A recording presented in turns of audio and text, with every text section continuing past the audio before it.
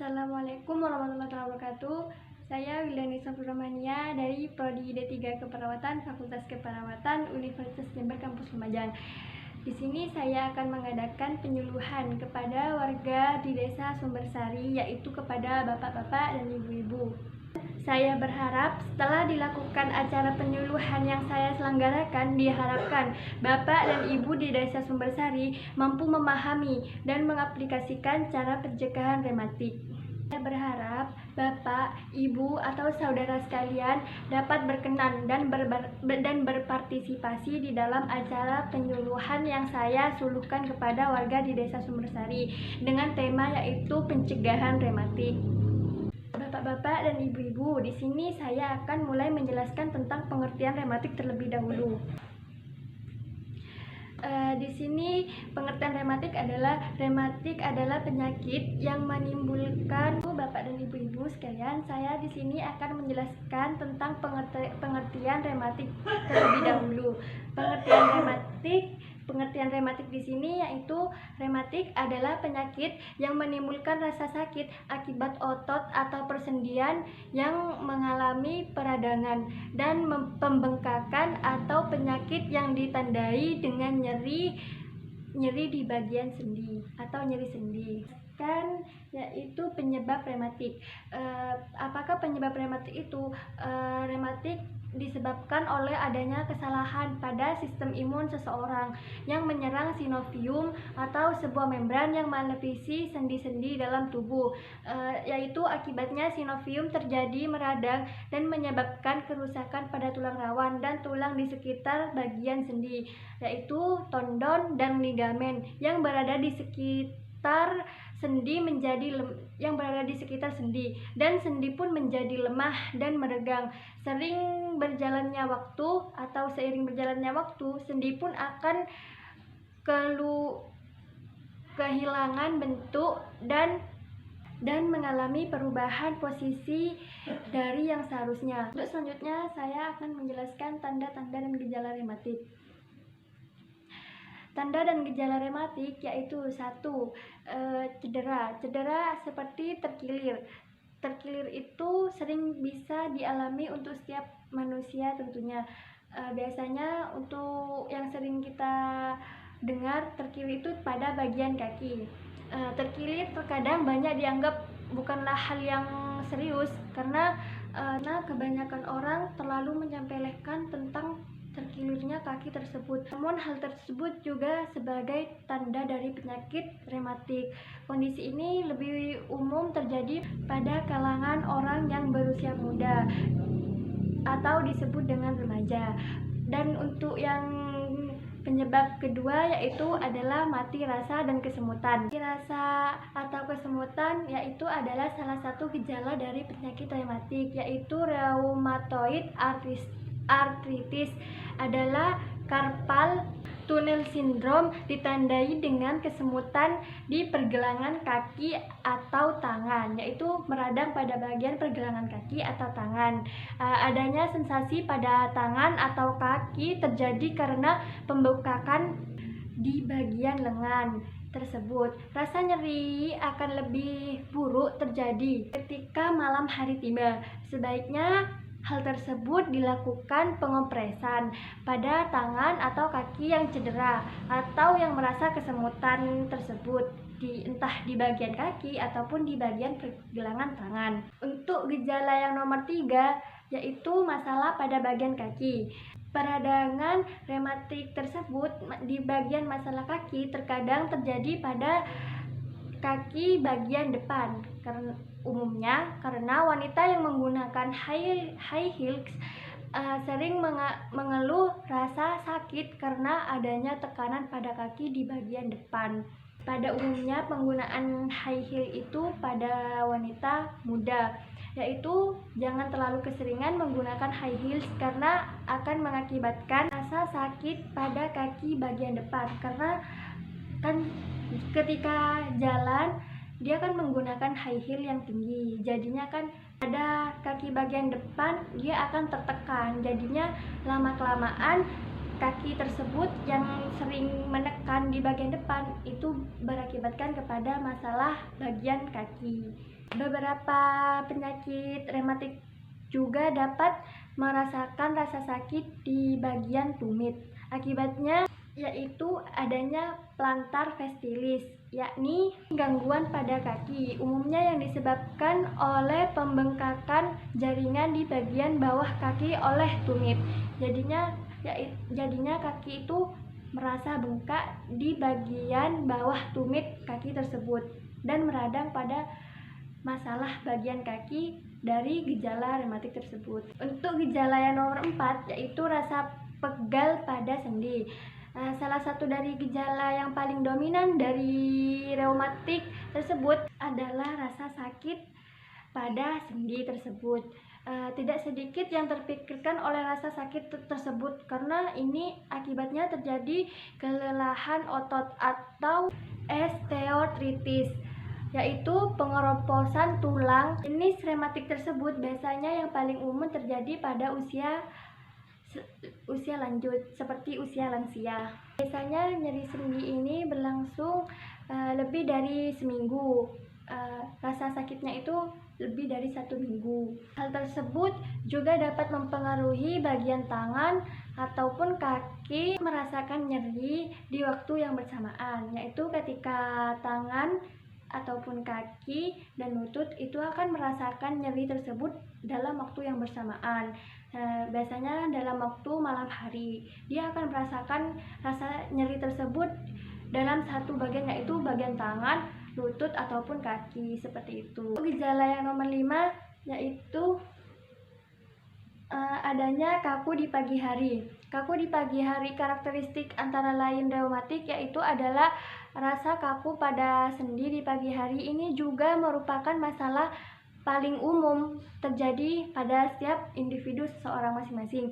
Pada umumnya, pada penderita penyakit rematik ini yang dapat menyebabkan rasa sakit setelah beraktivitas lama seperti tidur. Karena dia mengalami kaku, yaitu akibatnya karena tidur terlalu lama dan berakibatkan kaki itu akan terasa kaku ataupun di bagian badan yang lainnya. Biasanya kaku tersebut akan berkurang dalam waktu sekitar setengah jam, yaitu rasa kaku pada bagian kaki tersebut ketika bangun tidur itu akan berkurang setelah kita mendiamkan selama selang setengah jam dan kaku tersebut akan meredah.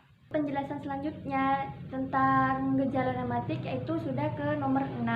Untuk yang nomor 6 itu adalah sendi terkunci. Orang dengan reumatik kadang dapat mengalami seperti sendi terkunci, terutama di bagian lutut dan siku. Dia akan merasakan nyeri terkunci pada bagian lutut atau siku. Hal tersebut terjadi karena ada begitu banyak pembekakan di bagian tendon di sekitar sendi tersebut yang mengalami sendi terkunci, sehingga sendi tersebut tidak bisa menekuk. Tersebut dapat menyebabkan kista di belakang lutut yang dapat membengkak dan menghambat pergerakan. Jadinya untuk di bagian sendi terkunci ini memang sangat dominan, parah banget, karena dapat menyebabkan penderita itu menghambat pergerakan. Jadinya untuk yang masyarakat terkena gejala penyakit pada sendi terkunci akan mengakibatkan hambatan pergerakan dan tidak bisa melakukan aktivitas fisik sehari-hari. Untuk yang nomor 7 pada bagian gejala rematik yaitu adalah nodul.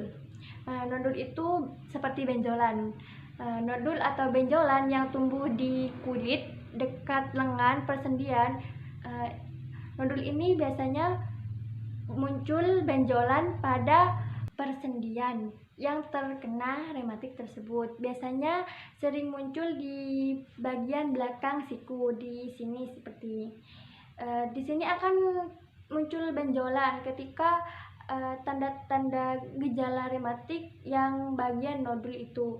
adanya benjolan di bagian siku tersebut. Rematik ini yaitu pada gejala nodul, biasanya penderita rematik untuk yang stadium akhir atau stadium lanjut akan membuat si penderita tidak dapat melakukan aktivitas sehari-hari dan kualitas hidupnya menurun, seperti yang tadi juga yang sudah saya jelaskan. Untuk gejala pada yang nomor 6 yaitu sandi terkunci kan juga tidak bisa dapat melakukan aktivitas, yaitu sama dengan gejala yang nomor 7 yaitu nodul. Nodul juga tidak bisa dapat melakukan aktivitas apabila si penderita rematik tersebut sudah memasuki stadium akhir atau stadium lanjut. Untuk yang selanjutnya yaitu adalah cara mencegah timbulnya penyakit rematik.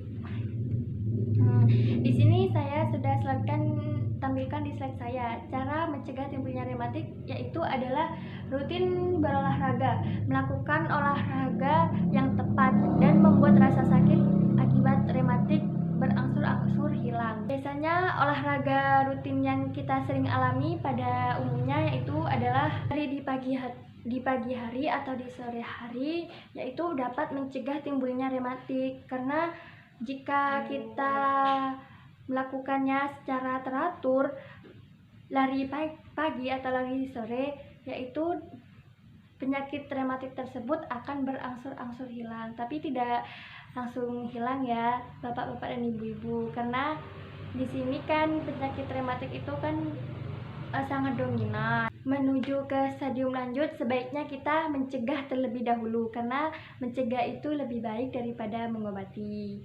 Jadi begitu. Ini cara mencegah timbulnya rematik tidak hanya rutin olahraga, tetapi juga ada menjaga nutrisi.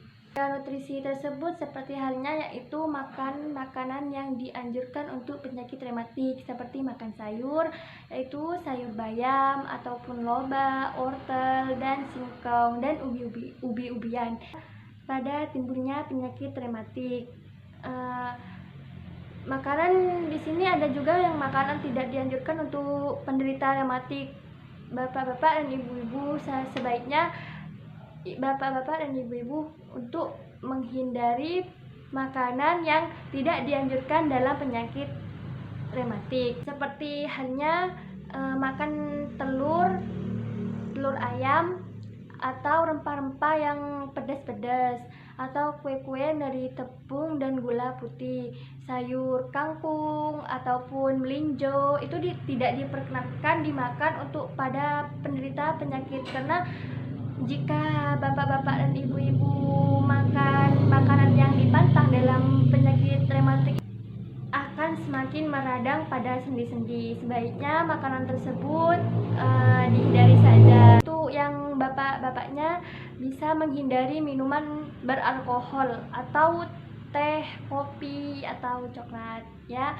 Untuk bapak-bapaknya bisa menghindari minuman hal tersebut. Ya, jika ada pada ibu-ibunya juga menghindari minuman hal tersebut, karena itu tidak baik pada penderita penyakit rematik, dan akan semakin memburuk bapak-bapak dan ibu-ibu jika minum pantangan minuman tersebut, karena di sini alkohol itu kan berbahaya. Jadinya sebaiknya jangan dilakukan saja atau jangan diminum saja.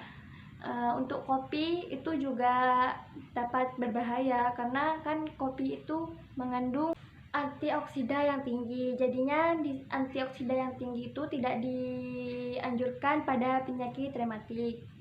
Di slide saya di sini ada juga yaitu mengurangi stres. Sebaiknya bapak-bapak dan ibu-ibu pada penderita rematik tentunya mengurangi stres yang berlebihan. Jika ada pemikiran-pemikiran yang berat, sebaiknya jangan terlalu diambil berat, diambil mudah-mudah saja.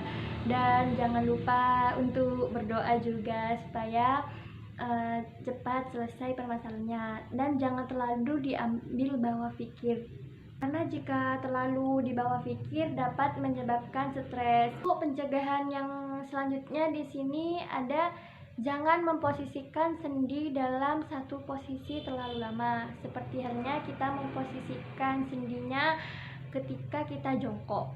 Jongkok itu kan memposisikan sendi dalam satu posisi. Jika terlalu lama, dia akan merasakan kesemutan pada bagian kaki. Di sini saya sudah menjelaskan cara mencegah timbulnya penyakit rematik dan materi saya sudah selesai. Apakah Bapak-bapak dan Ibu-ibu sudah memahami apa yang saya jelaskan tadi? Sebelumnya saya kan sudah membagikan kertas lembar balik pada Bapak-bapak dan Ibu-ibu sekalian. Silahkan Bapak-bapak dan Ibu-ibu, jika masih belum paham dari apa yang saya jelaskan tadi, Bapak-bapak dan Ibu-ibu bisa membaca kembali lembar balik ini yang saya bagikan tadi. Di sini sudah lengkap dengan penjelasan yang saya jelaskan tadi, dari pengertian rematik dan penyebab-penyebab rematik, tanda dan gejala rematik, cara mencegah timbulnya rematik. Di sini sudah sangat jelas dan ada gambar-gambarnya pula. Bapak-bapak dan ibu-ibu bisa dipelajari selanjutnya untuk di rumah masing-masing ya Bapak-bapak dan ibu-ibu. Sebelum saya akhiri penyuluhan saya, apakah Bapak dan Ibu-ibu ada pertanyaan terkait tentang pengertian rematik, penyebab rematik, dan apa saja tanda-tanda gejala rematik, atau bagaimana cara mencegah timbulnya rematik? Jika Bapak dan Ibu masih belum paham, bisa ditanyakan kepada saya, sehingga Bapak-bapak dan Ibu-ibu bisa lebih paham tentang apa rematik itu. Kesimpulannya di sini, rematik adalah penyakit yang menimbulkan rasa sakit akibat otot ataupun persendian. Saran saya, sebaiknya penanganan penyakit ini diupayakan secara maksimal dengan meningkatkan mutu pelayanan kesehatan, baik melalui tenaga kesehatan, prasarana dan sarana kesehatan. Saya sebagai penyuluh mohon maaf jika banyak kekurangan dan kesalahan dari apa yang saya jelaskan tadi. Terima kasih pada Bapak dan Ibu sekalian atas kerjasamanya dan partisipasinya untuk datang pada acara penyuluhan saya. Sekian, terima kasih, mohon maaf. Wassalamualaikum warahmatullahi wabarakatuh.